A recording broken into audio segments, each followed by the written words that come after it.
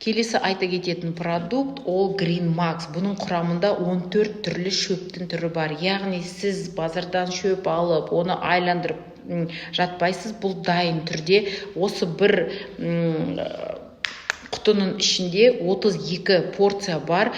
Бұны сіз детокс ретінде, яғни ағзаны тазару ретінде, бұны коктейльден кейін 1,5-2 сағат көлемінде 1 литр суға жасап ішетін болсаңыз, бұл сіздің ағзаңызды тап-таза етіп тазартады. Сонымен қатар бұған алоэ қосуға болады, оян қосуға болады.